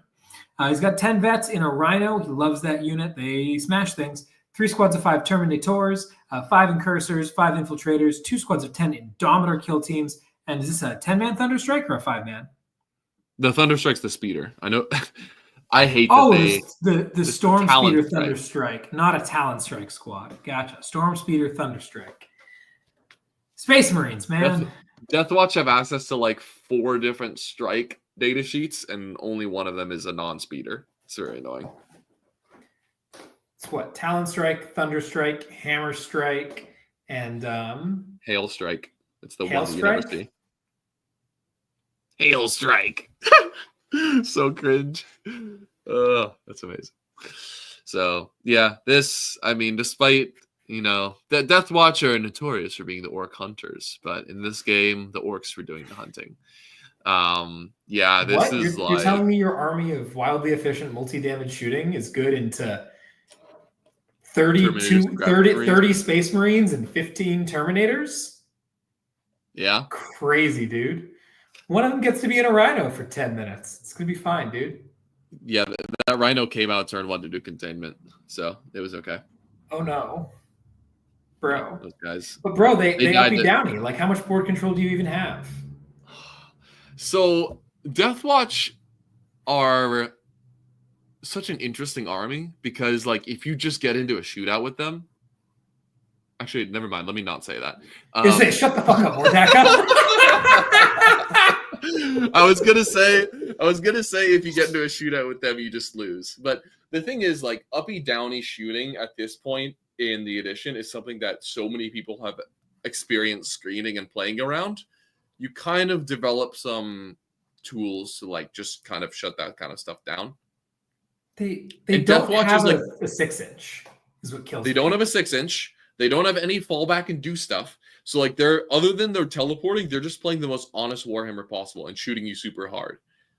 That is exactly what Mordaka is, like, insanely good into. So this game, unfortunately, was not amazing, Kim. Thank you for that. It unfortunately was not that close. Like, he never scored his expansion objective, basically. I held mine more or less for free, and then just successive waves of stuff, which he killed every single time. By the end of the game, actually, he had most of an Indomitor kill team, and I was basically tabled. But just the waves of stuff, and each of which, comes in and kills a Thunder Strike and 5 Terminators, or like just takes pot shots and kills half an Indomitor team. The 10B snag is rounded a corner and like domed the entire veteran squad. Like, it was just kind of sad to see. Marines don't have the kind of durability to stand up to Mordaka, especially once they get within 18 inches and you like turn off their cover, +1 AP. Like, AOC is not going to save them. You're making them take like 26 up saves, each of which are 3 damage. So yeah, like, God, look at that primary score. That is absolutely disgusting. Game over. Yeah, indeed. It was like the up. You have to when you're playing Death Watch in a Mordaka, like, you're forced to uppy downy into other places in your deployment zone to try to dig out. And by the time you've dug out, it's like turn 4 or 5. And this is really where, like, kind of, I did send Zodgrod turn 1 in this game because he just doesn't really do very much in this matchup other than create some forward board space. But if he goes in and like kills 5 Space Marines and then like you sack a Luda or a Tank Buster squad to kill their Combi Lieutenant or a Rhino or something like that, they're playing the game with 5 units and you have like 25. So it's not a lot you can do at that point. So yeah. Cool. So casual 20-0 final. More Dakka. We did it. Get Dakka'd. So getting Dakka'd. Congratulations to Mr. Lukas over here on winning Rosehammer 3, his second Rosehammer title in 3 years. Did you get a trophy or a picture or anything cool? I do have a trophy. It's downstairs. Somebody will get it. If you had a picture, we'll throw it up. That's fine. I have a trophy. It's cool. Very nice. Lovely. Congratulations. What do you have to say for yourself, you sick monster? Yeah, this Dakka is balanced, as you can see here. It's very fair and interesting for all parties involved for me to table them in one turn, and I don't think there needs to be any points changes. Actually, so that last part is actually true. I do think that last part is true. And on the next slide, here I have what would I actually change about this attachment to make it more balanced. I think the rules are way too good. Like, I don't think that orcs being probably a little too cheap for what they do. I kind of like that being their identity, and that's because I like fielding a lot of orcs. But there's just like there's too many rules that all do way too much in this attachment, and that's really where I'd rather see changes. Sustain 2 is just way too much. It is just way too much and makes the army way too casino-y. Like, you can always try to swing up for some bullshit to happen. Right, like there were times my shock attack gun would do 2 damage to a Taurox, but there were other times my shock attack gun would do 28 damage to a Storm Speed or Thunderstrike, and both of those things happened. Right, like sustain 2 just enables that to happen, and there's just too much swinginess. Like, the expected value is too high, and the variance is too high. Like, getting rid of sustained tamps down on both of those things quite a bit. So that's the first thing. The other thing that I think really needs to change is like the 2 damage stratagems are a little bit too permissive. I think even more than the WA stratagem, those 2 are just a little bit silly and make the army really unfun to play against. The whole pick a unit with an 18 of a character and your army ignores cover against them is ludicrous. That stratagem is ludicrous. 18 inches and doesn't need line of sight of any character is way too good. It should be like 12 inches and needs line of sight, and that would start approaching reasonable in my eyes. So yeah, the 18 inches, like you get +1 AP against the closest, is actually kind of interesting because they have to be the closest. I would probably also tamp that one down to 12 inches. But that's kind of neither here nor there. That one could honestly stay the same. The other thing that I really want to see changed, again, even more than the WA stratagem, which is for some reason drawing a lot of people's ire. I don't think that stratagem's that insane, even though thematically it doesn't make any sense. Go ahead. Are you going to talk about how it's 6 buffs rolled into 1? I'm going to talk about that, but I'm also just going to talk about how it like fundamentally breaks the way the army is supposed to function. And like gives you an additional extra dimension that you do not need, right? Orcs have a really interesting and fun tempo to play with and to play around. And replacing that with, not replacing with, but adding on to that, I also get a piss missile every turn is a stupid thing. I do not like WA manipulation in the first place. The double WA out of Bully Boys was really messy for a lot of reasons. And to basically say, To bring that back into the fold in a way that I think is just objectively more powerful because it's way more versatile, the way the stratagem is for 1 CP is ridiculous. Fair enough. I guess that's maybe like what I'm saying, and where I'm when I say it's like a thematic complaint of like I don't think this makes sense with the whole tempo of how orcs are supposed to play. I wouldn't be upset with it getting removed because it doesn't make much sense to me. I like the whole orcs have their big momentum push and you either refute it or you don't. I think that's cool. So I There's a wouldn't be couple. upset with seeing it go away. I've seen a couple of reasonable. I keep hearing the like it's 6 buffs rolled into one argument over and over again. Like this would be insane if it was a Chaos Space Marine stratagem. I'm like, yeah, you can't compare armies to armies like that. That just doesn't work. These are 6 buffs, but there's 6 buffs that every orc is built around having sometimes. Yeah. Like, and you could also like take a Chaos Space Marine buff and put it in orcs, and it would be insane. Like if Gaskell gave your army full reroll to hit, like Abaddon does, that would be insane. I'm just not that stupid. I don't cross those two things. So here are a couple of changes that I think would be reasonable. The easiest one is make it 2 CP. This prevents Zodgrod's unit from using it top 1, which is the biggest feels bad in the army, I think. Whether it's the right play or not, it is the thing that makes this horribly unfun to play against. Second reasonable possibility is to say that you can only use it after calling the WA. To say, hey, here's an echo for this unit over here. So it says, hey, the earlier you call the WA, the more utility the stratagem has. And again, you're not just getting to fling Zod out really early. I think that's a reasonable nerf to it. I've seen people like Max is in here saying it should need to be used on units led by a war boss or something. I don't know how well that fits into more Dakka necessarily, but like. I think one change that really just focuses in on the Zodgrod problem is make it orcs only. There's already a precedent for orc only stratagems in Codex orcs. Like we have Artist Nails from Warhorde, which is -1 to wound. You can't use on Gretchen. Just add the same clause to the stratagem. 1 CP, totally put an orc unit into the WA doesn't make sense thematically, but it is probably balanced. Yeah, it definitely helps. So would love to see something happen there. And then what do you think about this? What are we doing with Sustain 2? Are we just taking it down to Sustain 1? That seems like the easiest thing to do. Take it down to Sustained 1. Yeah. Mm-hmm. Also, Advance and Shoot is disgusting. Like low key, that is almost as good as Sustain 2. And adds to like the random unpredictable, like I just got scammed, I lost the game because the orc player rolled a 6 and then rolled too many 6s on his hit rolls. Like, I think a good way to fix that is you can either Advance and Shoot or Advance and Charge. You can't do both. Being able to blast your entire army out, shoot everything, and then charge everything is just way, way, way too much.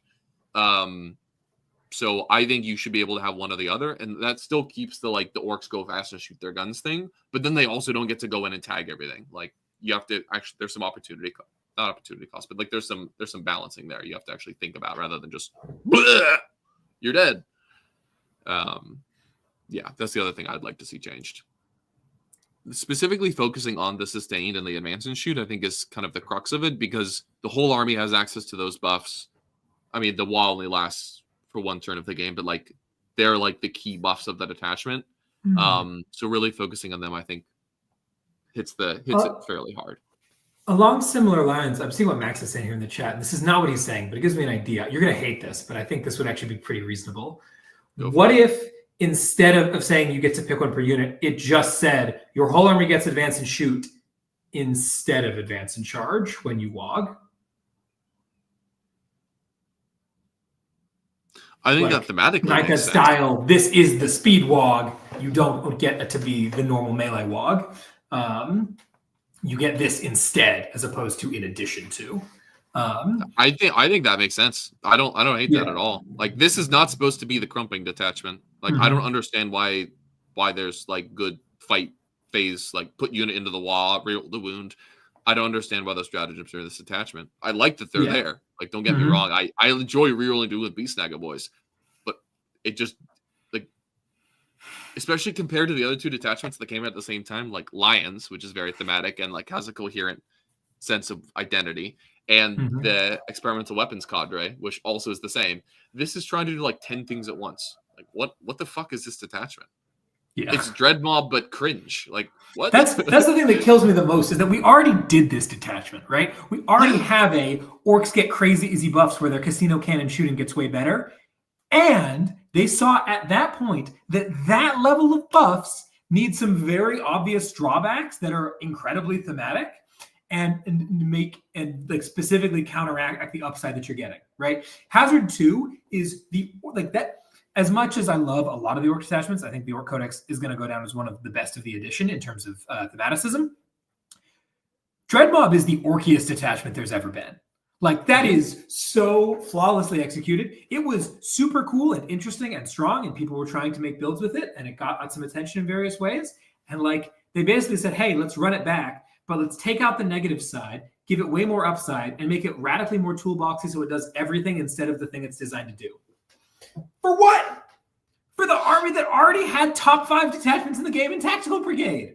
For the second edition post-Codex?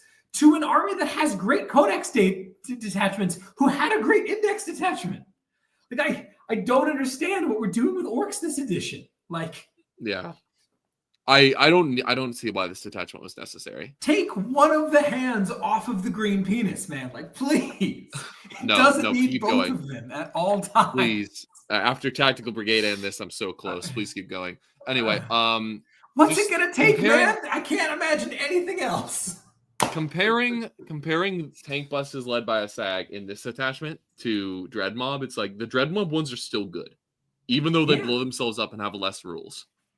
Like, they're still worth taking. Why was it necessary to give them more rules? Hell if I know. And what a fun thing to say, hey, here's my missile unit. It's probably gonna die anyway. Damn, it blows itself up. Okay, cool. Like, interesting. I get. Yeah. Colby's right. Let's make the orc change and then give Gretchen the orc keyword. No, let's just make sure that Zodgrod has the orcs keyword so that it doesn't matter. Doesn't Zodgrod have the orcs keyword? Does he not? Yeah, of course he does. So won't the orcs unit be able to use the stratagem then if you make it orcs unit? No, it says excluding Gretchen units, and that's a unit. Oh, excluding Gretchen unit, not any orc. Okay, I think at some point you said orcs unit. There's no. But no, that makes more sense. Excluding Gretchen. Yeah. Okay. Yeah. No, I see what you're saying. Cool. All right, so that's Dakka for you. Anything else you want to say before we take a look at some listener questions? They span a couple of interesting ideas. Sure. Let's just hop right into it. Nothing really comes to mind right now.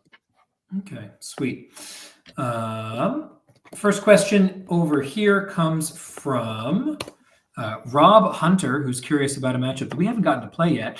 Do you think that AdMech is somewhat of a counter to Dakka? This past weekend, 2 very different AdMech lists made top cut in Dakka land at South Coast Supermajor, an SHC list and an HBC list with 9 breachers. The HBC made the finals. The HBC made the finals and summarily got crushed by more Dakka, being played better than it was the first time. I don't think that list has any business being on a table near Mordaka. I understand that the breachers make more sense on UKTC terrain than they do on GW or, God forbid, WTC terrain, but that's not real. Do I think in general that SHC has the tools to deal with Dakka? Quite possibly. The problems that we were running into with orcs previously, orcs were already a fairly neutralish matchup, but the problems we were running into were having to do with the Snaggle Boys, right? That is an issue. The problem we were having to run into was with the reactive moves are a big problem, especially the ones after falling back, right? That Zodgrod unit could be a really big problem when played in Tactical Brigade, in large part because that reactive just is a massive pain in my tail. We had problems with Mordaka because the stealth on everybody made our shooting a lot less efficient than we'd like it to otherwise be. We did not have problems with Tactical Brigade because their shooting because their shooting was already killing us. This shooting isn't killing us slightly harder is not that big of a change in my mind. So if you're playing in a more, my things that got looked at against Tactical died. They can't die more than they already did. I think they do because you have 6 more shooting units, right? Like Tactical Brigade had 1 flash kit unit and 2 to 3 tank bustas. This has 3 tank bustas, 3 flash kits, 3 ludas. Totally. But it also doesn't have the flash kit Overwatch, which is a big part of what made that matchup really difficult to navigate, was that I would lose a 10-man squad to Overwatch if the flash kits got to activate a second time. So the whole game is built around dealing with that unit.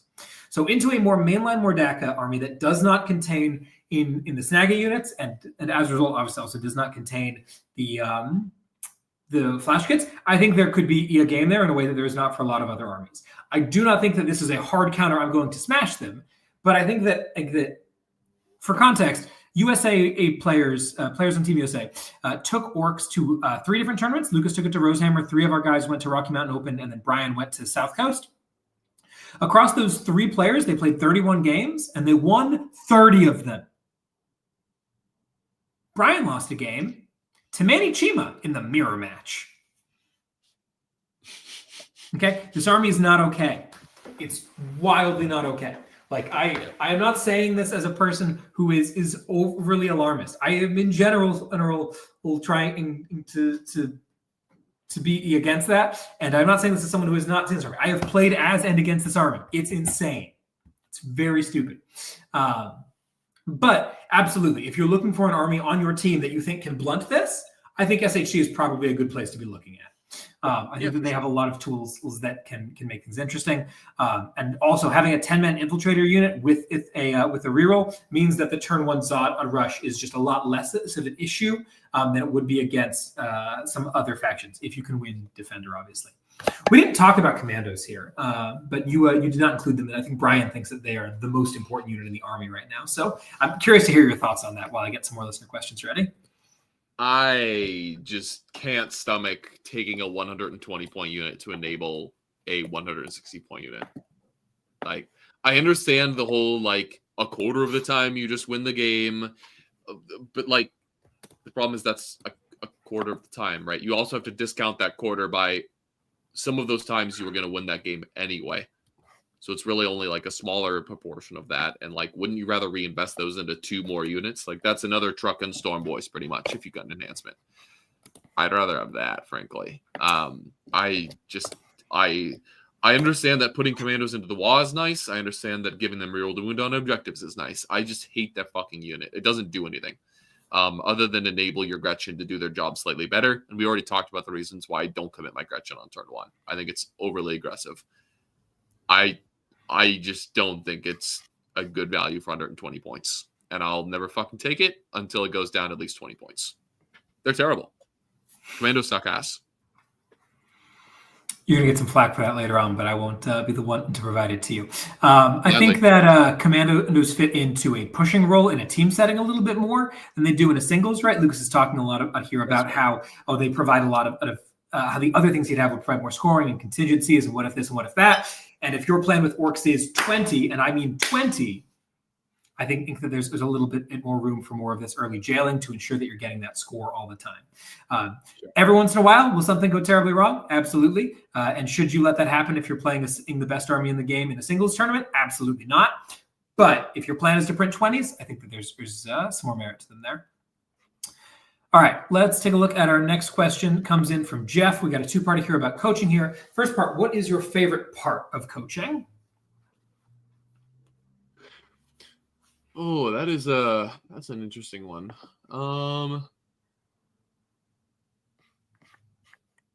I'd probably say like a little bit more of like the focused aspect of actually once they know not only what event the client is going to, but also like the lists that are going to be there, getting to focus in on like the couple of key players or key lists that are going to be there and really like deep diving a little bit keeps a little bit more. One thing I've struggled with a little bit in coaching lately is just how like hand wavy and nebulous everything is, and being able to actually go in and be like, this is a player that we should talk about, or like this is a list that we should talk about on this deployment. Like we have our packet. What if you play against Chaos Knights on round 5 on this mission? Like being able to kind of deep dive that a little bit more is pretty interesting to me. I don't know if that's my favorite part, but that's what comes to mind right away. Yeah, totally. For me, I think my favorite part is the constraints that you get put under when it comes to list building and whatnot. Right. This is especially the thing that's been happening to me a lot recently because people like AdMech coaching, which we do offer again, and Lucas, myself, Nick, and the rest of the StatCheck team do offer coaching at statcheck.com/coaching, link in the description. A lot of AdMech players do not own SHC for good reason. It's a ridiculous thing to own. I think my current SHC build is like $3,000 new in box or something silly like that, and is insane to play. So people instead come in and say, hey, I want to play AdMech, or I want to play GSC, which is somewhat similar, or I want to play Tyranids. But, right, so many people who are coming into coaching, I don't know about you if you've had this experience as much as I have, Lucas, where they say, but I really want to play this unit, or I really cannot afford, or I don't have this, or I don't want to use that, or I really want to work around do this. I want to try to do this in a team, right? It presents a lot more interesting problems to try to solve where you try to lean into some strengths of something, right? If you don't have any Taraxi, I'm going to need to build a weird fucking list to get value out of SHC. It's probably not going to be SHC if I'm being honest there. And I have a lot of fun with that, trying to optimize for local maxima as opposed to global maxima, right? We spend so much time, especially in WTC training, needing the best of the best that can do its job incredibly. But instead saying, hey, here's a smaller problem to solve, right? You can find cool and interesting tech pieces that complement something really well. Even if they're not the most optimal version, it's just really fun to have a different set of problems to solve. So I think that's what I've been enjoying the most about it lately. Interesting. Yeah, my brain does not work that way. So, but I can see why you would enjoy that. Yeah. For sure. Cool. And then kind of the other side of the coin here, we're asking from the same listener from Jeff here. And what can clients do to maximize their value from the coaching experience? As much as like the coaches do prep, the clients should also do their prep, right? Like I really appreciate when clients come with like specific questions, or if you're curious about a particular matchup, or you want to practice on a particular layout, or you're thinking about this particular mission, like coming with those more pointed questions, focused questions really helps me like give you what you deserve as a client, right? As opposed to just like, let's just talk about your games, or like you tell me stories from the tournament. Like that's a little bit less interesting to me. And very often in those sessions, I'm kind of like, at the end, I'm like, well, that was fun, but I don't feel like I really offered that much value to the client. I kind of just have felt like an outlet for their tournament experience. Like just give me a tournament report. Whereas if they actually come with some specific questions or advice they're seeking or woes they're having, it's a little bit more easy to kind of like focus my advice. Does that make any sense? Yeah, I think I'm pretty much in alignment with you here that like you are getting, you're paying for, let's be real, usually an hour of my time here. And if you walk in and you say, hey man, I want to get better at Warhammer. This is what I'm doing. What should I do? Like, I can tell you stuff, but I'm going to tell you the same stuff of that you hear on the show here. If I don't have some more personalized stuff, so if I need to spend 30 minutes of that hour drilling in for what is it that you are actually, where are you actually at right now? What are the things that you like to do as a player? What are you actively struggling with, right? The more of that reflecting that you can do beforehand and send as a wall of text, or start by telling me about when I say, hey, what's your deal here? The more value you're going to get out of the time on the back end, right? And absolutely, like Luz is saying, if you're going to come in with a report, like the more details you can have, the better. What no one has done yet, but I would give massive props to someone if they did, is show up with some goddamn film. We have been, if you watch our stat reps, you can see that it's very easy to record a game on Tabletop Simulator. And if someone came in and said, hey, here's a game that I played, how about you pull this up? We watch it back in 4x speed and we do it like we do our stat reps. You could get so much value out of that. If you're not sure or how to do that and you want to do it, reach out for coaching, shoot me a DM. I'll show you how to get the tech set up because it's not hard. But I think that there's something there that someone could really maximize. But yeah, do your prep show up. Mm-hmm. Even just pictures and scorecards over the course of the game. The more you can do, even if it's not the most, is still fantastic. But like if you just come and like tell me about what happened, I'm gonna maybe suggest a couple things, but there's only so much I can do, right? If I'm just hearing like hearsay about what happened in the game.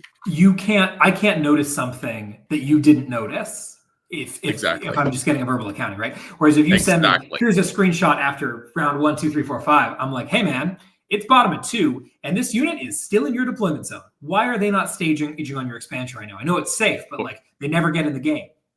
Move them up. Or like you had this good macro strategy, but like you failed to screen this part out, and that's where like the wheels came off. Or you didn't approach this objective the right way, and like here's a unit you could have put there that was right near that objective on the board on the picture I'm looking at, as opposed to like having to kind of extrapolate that from your fucking story. Mm-hmm. Yeah, absolutely. Sweet. So yeah, there's some big stuff there. Once again, stat-check.com/coaching. If you're interested, send us an inquiry. We'll get you set up. We're currently in the process of kind of overhauling some of our packages and whatnot to try to make things a little bit more accessible. Some of it's a little bit mucky right now, but just shoot us this over an email and we'll get you set up with something great. Look forward to it. All right, next question comes in from Frank. Was actually asked during the episode. Barely got in there at the last minute. And again, if you want to be asking these kind of questions to get discussed live on air, do check out our Patreon, Discord, both where you can keep the conversation going and also where you can submit questions to have answered live on air. If you're listening now or in the future and want stuff live on air and you're not a patron, you can also super chat. We will answer all of those so long as they are reasonable. All right, so question here, as I said, is coming in from Frank. It says, I'm curious your thoughts on EC, that's Emperor's Children, in the singles environment. Sacco's list seems to be the front runner for the best build, but since that was a teams event, I'm curious if you would make any changes to account for a singles event. Now, Lucas, how much EC knowledge do you have at this point in the game? I have some. I don't know exactly Sacco's list from heart, but I'm pretty sure it's coterie, just like good stuff. Yeah, I think EC are really cool. The identity they've built of like fly by the seat of your pants, go fast, hit hard, die quick, like make it happen type of army is quite cool. And I like their truly mixed arms. Like I think they could have done a lot to just make that like a melee only detachment, or like, you know, for the longest time all of the Slaanesh Marines have been noise Marines, so they could have also just made it a shooting only. And I think it's really cool that it's a proper mixed arms army. In terms of like how to play EC in singles, I can't offer the most pointed advice because I've only played against them like maybe twice, and then I've watched a handful of games. What I can say is that there's going to be some things in the game that you can't crack. Like it seems like the army has a lot of like ability to stack AP and kill lighter targets. So like into light vehicles and then like medium and all types of infantry, you're probably going to be able to kill it pretty good. But there's going to be some things you can't muster. Like my first game against EC was Chaos Knights, and I think that's something that, you know, Imperial Knights as well is something that EC will probably struggle with in singles. You have to approach that game in a different way, right? Like if you just try to get into a slugfest with them, they're going to beat you. So you have to try to find a way to, and maybe there's some tech for this. I don't know enough about the Emperor's Children data sheets to really say for sure. But if you can, you know, Knights are very susceptible to having their army like sectioned off and picked off. So armies like Imperial, Chaos Knights, Demons as well, if you go up against like a Demon toughness skew, you're never going to crack through that 4-up info with all of your AP and low strength attacks, right? Like you have to compartmentalize the problem and approach the game in a different way. So in terms of like list tech, I don't exactly know what that looks like. But like switching your macro gameplay strategy is going to be key. And I think EC are actually one of the armies that's best for that. You know, they're one of the more flexible. If World Leaders, for example, another Cult Marine army that on paper functions in the same way, go fast, hit hard. If World Leaders game plan of punch something really hard in the face falls apart, like the army just fails. There's not really a backup plan. And that's why World Leaders are so swingy, right? Like they either work or they don't. Emperor's Children have a little bit more flexibility to like, okay, let's pivot to a scoring strategy. Okay, let's pivot to like take engagements all over the place strategy. Let's pivot to a move blocking strategy. World Leaders just don't really do that by comparison. So just being flexible, standing on the balls of your feet when it comes to, you know, pivoting to a different macro strategy game to game, I think is going to be the most important thing for EC, and will separate the best players from really run-of-the-mill EC players. Have you played against them? With it. I have not yet. I've watched a couple games, and I got to say, I'm very impressed with GW's ability to make another power armor army that actually feels totally different from the rest of them. Yes. Super flavorful, fun, exciting army that seems to be at a really solid A-tier power level right now. Like, can totally go win tournaments and is certainly not Yanario Mordaka. Has strengths, has weaknesses. I love that. Yep. I love that so much. Yep. Yeah. I think the obviously they're a new army, so their data sheet pool is going to be a bit shallow. I would like it if they had a little bit more tools to deal with some armor that were available to them. But the princes do a good enough job that I think it's reasonable. And you know, it's okay to not. I just armor anyway. Cool, very nice. Next question comes in. Oh, no, that's the same question. Next question comes here from Goron, who says, what does Lukas want from the World Eaters Codex? Coming soon, brother. What would you like? The first thing that jumps off the page is I want +1 strength and attack as the army rule. I think that should be all World Eaters. It is way more thematic than the whole like blood prayer blessings thing.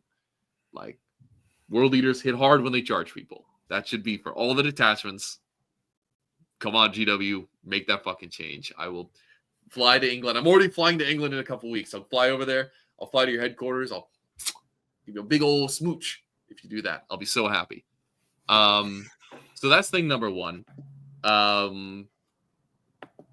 I would love to see some kind of rebalancing of how Angron works. I think the points, the gameplay loop of World Eaters is just so out of whack because you might get a free Primarch.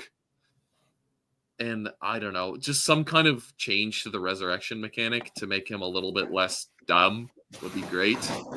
I hate how many World Eater games are decided by my Primarch came back or my Primarch didn't come back. It's just, it never leaves a good taste in my mouth, regardless of whether or not it's to my benefit or to my detriment. So that's the other thing that I'd really like to see. So those are kind of like large scale sweeping changes. I think overall, like the identity, like the one track mind of World Eaters is pretty cool. I would like a little bit more variance. Like another thing I'd love to see is some more data sheets. Gorn Berserkers with like heavy flamers would be sick. A unit of like elite Berserkers, all of battle axes would be sick. World Red Butcher Terminators, just, you know, Skull Crushers. Any of those mortal type units I think would be super cool. But instead we get another 8-bound. Yay. He's cool. Don't get me wrong. I like the guy. I would just love to see 2 or 3 more kits as well. So that's another thing I'd like to see in the codex. More data sheets that aren't just copied and pasted from the fucking CSM codex. How about instead both count. 8-bounds become a single data sheet and Exalted are just sergeants? Is that a serious suggestion? No. Okay. We don't need less data sheets, Tyler. We need more. All right, sweet. And last question in here comes in from, oh, I tabbed away from it. Who is this from? This is from Aaron, quote, Imperialis Knight. All right, Aaron. What do sisters need as a codex to make them a viable threat in teams or singles? Man, there's a lot of ways that you could push sisters right now to make them more interesting and exciting. You could certainly be kind of, the easiest thing to say is that we could be rewinding the clock on a couple of these nerfs now because the power creep in the game has certainly made a lot of stuff more reasonable. We could also be saying that we should push things in a brand new direction, right? I think sisters are a prime candidate for one of these quarterly data detachment updates. Sisters could get something new and fresh and interesting. That would be great. I think that both bringers. I think that Penitent Host is also like almost there, and with just a couple more pushes here and there, could be a really interesting and exciting army. Yeah, I would. Do I have it correct in my head that what are the ladies with the shields called again? Sacrosancts. Sacrosancts. That Sacrosancts. Yeah, the Sacrosancts have a 3-up armor save. If we could give Sacrosancts a 2-up save, I think Sisters would be a good army. And I think that would be really cool and interesting. I think Sisters are already almost a good army. Like Quentin's playing in the Streamhouse RTT right now. He's doing very well with them. They have some solid stuff. And Sacrosancts at the reduced points are really cool. I think that data sheet should have a goddamn 2-up save. I don't think that's unreasonable at all. They're the gals with the big shields. Give them better armor. What do you think, Lucas? Just send them to Horny Joe and leave them there? Yes. Sisters is at this point one of those armies like Custodes for me that I just don't like. I think Miracle Dice are, and I understand that's not the fault of Sisters players, so I do sympathize for you guys, but like I hate playing against the army. Miracle Dice are literally fucking cheating. I don't care. I want to see stat buffs. Stats punching each other is fun. Cheating with your dice is not fun. Cheating is fucking bullshit. I think I would like to see Sisters be a little more tricksy, a little bit less damagey with the dice, right? If they were using those dice to like slam weird squads into awkward charge positions and then using suffering and sacrifice kind of stratagems to like nickel and dime and work around and be Imperial Eldar, that would be really cool. But Sisters being the like, our Meltas do a lot of damage army is always like mega Yes. boring. Yeah, the suffering and sacrifice is cool. The like if you're under starting, you get +1. If you're under half, you get +1 to wound. Like those are cool. The take damage to get better. I like that aspect of it. I like that you get dice when you die. I just don't like what the dice do. What the dice do is toxic. It's fucking obnoxious. Yeah. Every time I've lost a game because Morven Vols unit kills 7 war dogs in one turn, I'm like, remove this army from the game immediately. Fucking piece of shit army. Fair enough. All right. Well, that is the end of our listener questions. Thanks for listening. Once again, if you're interested in checking out any of our wonderful sponsors, check out the links in the description to them if you want to keep the conversation going. We'll be down in the YouTube comments, or you can find us over at our Discord. It's probably the best $5 a month you can spend in 40K these days. Not to mention coaching available if you want a little bit more one-on-one attention. If you're somewhere in that mid zone there where talking is not enough, but you don't want to sign up for coaching, do check out the stat reps. They are the most helpful thing that you can watch in terms of Warhammer that's free on the internet, and it's not close. We've got we're gonna go record another one right after this. Actually, it should be a lot of fun. We do have a more Dakka versus Chaos Knights one in the tank that we'll see about. Spoiler alert. Whoa! Yeah, it was a fun game. So I'm curious to see how that goes. We'll be back in the future to talk about something else. I'm not really sure what. Do you guys have? I don't know that you guys have any other big events coming up between now and Home Nations. Nope. Right. Okay. So maybe we'll do something fun. I've had a bit of a list building up of some more silly things to do on the show. So that could be a good time. But if there's anything else you want to hear about in the show, definitely let us know in the comments or in the Patreon to keep things going on. If you have thoughts about why Sisters and Custody should be removed from the game, be sure to DM them to me. I'd love to hear about them. Interesting. Kim, Dicing Death, I think, is the week before Home Nations, so we wouldn't be able to cover it while we're at Home Nations, and then we'll want to cover Home Nations, and Lucas is not going to that event. So yeah, I'm not going to Dicing Death. I'm sorry, boys. Yeah, got to come to London. So that'll be fun. Look forward to seeing a bunch of y'all all around at Home Nations and whatnot. Go USA. And we'll see you guys next time. Anything else, Lucas, before we sign off for the week? The Orcs are the best. Hell yeah, man. Well, with that all being said and done, thanks so much for joining us. I've been Tyler. I've been Nick.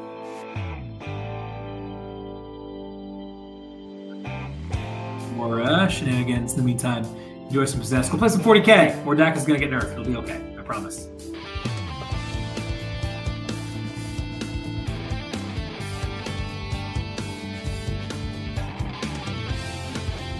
God, this is sick.